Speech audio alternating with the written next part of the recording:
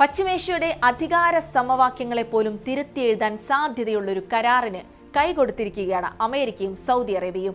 30 വർഷം നീളുന്ന ആണവോർജ സഹകരണ കരാറിലാണ് ഇരു രാജ്യങ്ങളും ഏർപ്പെട്ടിരിക്കുന്നത്. അമേരിക്കൻ സാങ്കേതികവിദ്യ ഉപയോഗിച്ച് സമാധാനപരമായ ഒരു ആണവോർജ പദ്ധതി കെട്ടിപ്പടുക്കാൻ സൗദിയെ സഹായിക്കുക എന്നതാണ് ഈ കരാർ ലക്ഷ്യമിടുന്നത്. എന്നാൽ ഈ കരാർ ഇപ്പോൾ തന്നെ വലിയ ചർച്ചകൾക്ക് വഴിവെച്ചു കഴിഞ്ഞു. എന്താണ് അതിന് കാരണം? വിശദമായി നോക്കാം. സ്വാഗതം ഇൻഡെപ്തിലേക്ക്.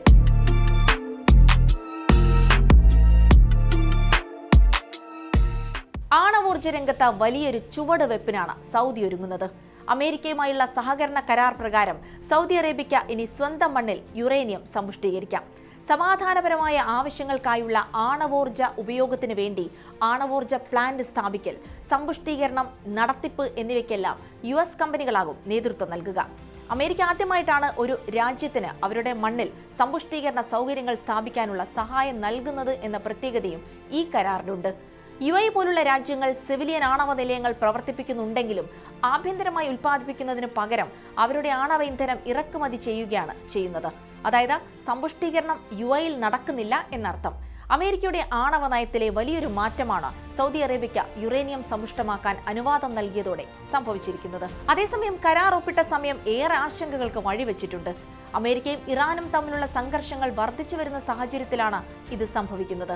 ഇറാനെ നേരിടാൻ ആണവ വ്യാപനം ഒരു കാരണമായി ചൂണ്ടിക്കാണിക്കുന്ന അമേരിക്ക സൗദിക്ക് എന്തുകൊണ്ട് സെൻസിറ്റീവായ ആണവ സാങ്കേതിക വിദ്യ നൽകാൻ തയ്യാറായി എന്ന ചോദ്യങ്ങളും ഇപ്പോൾ ഉയരുന്നുണ്ട്. സൗദിയെ തങ്ങൾക്കൊപ്പം ഉറപ്പിച്ചു നിർത്താനുള്ള നീക്കമായും ഇത് വിലയിരുത്തപ്പെടുന്നു. കാര്യങ്ങൾ ഇങ്ങനെയൊക്കെ ആണെങ്കിലും ആണവ നിർവ്യാപന മാനദണ്ഡങ്ങൾ സംബന്ധിച്ച് കരാറിനെ എതിർക്കുന്നവർ ആശങ്ക വച്ചു പുലർത്തുന്നുണ്ട്. യുറേനിയം സമ്പുഷ്ടീകരണം സംബന്ധിച്ചുള്ള നിബന്ധനകൾ സൗദി പാലിക്കുമെന്ന് ട്രംപ് ഭരണകൂടം ഉറപ്പു നൽകുന്നുണ്ടെങ്കിലും വിമർശകർ ഇപ്പോഴും അതിനെ പൂർണ്ണമായി ഉൾക്കൊണ്ടിട്ടില്ല. ഇറാൻ എപ്പോഴെങ്കിലും ഒരു ആണവ ബോംബ് വികസിപ്പിച്ചാൽ സൗദിയും തൊട്ടു പിന്നാലെ അത് നടപ്പിലാക്കുമെന്ന മുഹമ്മദ് ബിൻ സൽമാന്റെ 2018 പ്രസ്താവനയും അവർ ചൂണ്ടിക്കാണിക്കുന്നു.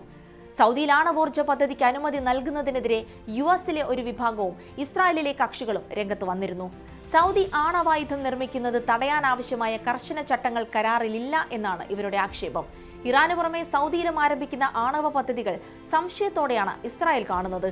എന്നാൽ വൈദ്യുതി, ഇന്ധനം എന്നിങ്ങനെ സമാധാന ആവശ്യങ്ങൾ എന്നിവയ്ക്ക് വേണ്ടി മാത്രമേ കരാർ ഉപയോഗപ്പെടുത്തൂ എന്ന് സൗദി ഊർജ്ജ മന്ത്രാലയം വ്യക്തമാക്കിയിട്ടുണ്ട്. അതേസമയം ഇസ്രായേലുമായുള്ള നയതന്ത്ര ബന്ധം സ്ഥാപിക്കുന്ന അബ്രഹാം ഉടമ്പടിയിൽ ഒപ്പുവെക്കുമോ എന്നത് ആസ്പദമാക്കിയായിരിക്കും കരാർ എന്നാണ് ട്രംപ് അറിയിച്ചിരിക്കുന്നത്.